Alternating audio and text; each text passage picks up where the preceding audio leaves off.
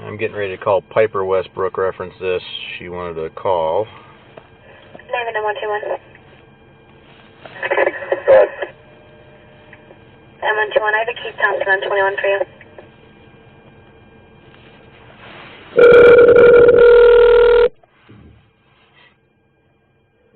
Hello? Hi, is this Piper?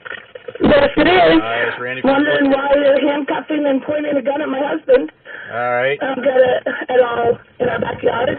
All right, Piper. Totally freaked out by that. Right. Totally freaked out. Piper, let me explain what happened. I get called to an alarm at the Redemption Center. When I show up, your husband, who I don't know, is in the parking lot and tells me that the alarm was going off and that there was bottles breaking inside, and then it says, I'm going home. When I try to call him back over to talk to him, he says, no, I'm going home, and starts to walk away. So at that point, since I don't know who he is or what's going on, he was put in handcuffs and detained. Yes, there was a gun pointed at him because there was a possible burglary in progress.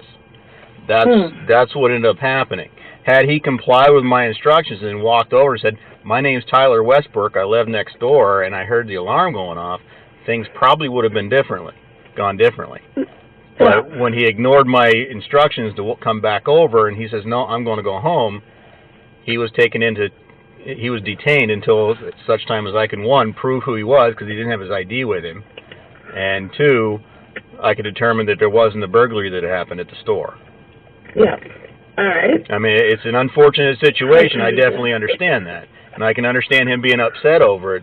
But if you look at it from my side of things, where I'm coming into a place where there's a possible burglary involved, and he's in the parking lot, and he's not following my instructions, he doesn't leave me with a whole lot of options as far as I can't just let him walk away because, one, like I said, I don't know who your husband. I know you, but I don't know your husband. You know, I never met him before and didn't even know what your husband's name was. So, like I said, he started walking away. So at that point, he was given verbal commands to get on the ground, and I took him into handcuffs and placed him in my car until such time as I could get some more units to assist me, and Adam could show up to where we could make sure that there was no burglary to the business.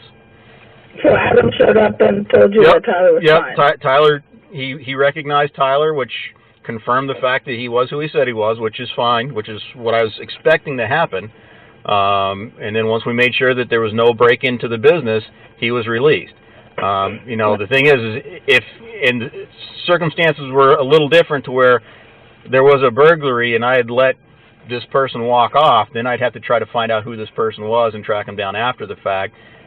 You know, so I got to look out for, one, the business owner, two, my safety, and the safety of everybody else involved. And the only way I can do that is if people cooperate. And since he decided he was going to try to walk away, I can't let him do that.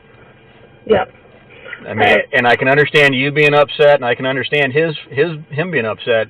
But had he handled it a little differently and said, "Hi, my name is Tyler Westbrook. I live right next door," I would have recognized the name and said, "Okay, well, what happened?" He didn't, but that's not how it happened. He said he told you who he was and that I live right here. Right, and I know where you live, but he didn't have ID with him, so I could verify that was who he was. Smoke a cigarette in the backyard, you shouldn't have to have an ID.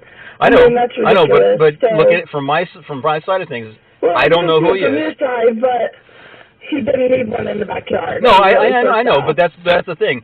Because he didn't have an ID with him, I'm not saying he needs to, but because he didn't have one with him, there was no way for me to verify who he was.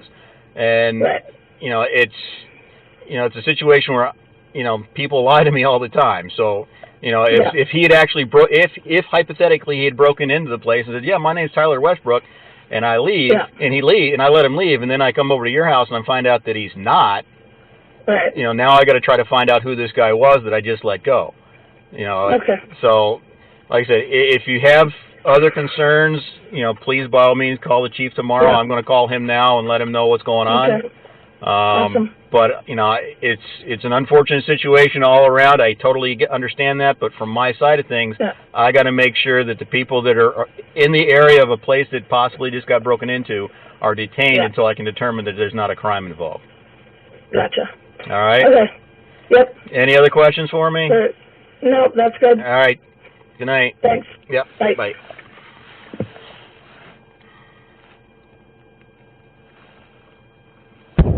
And recording of number 2.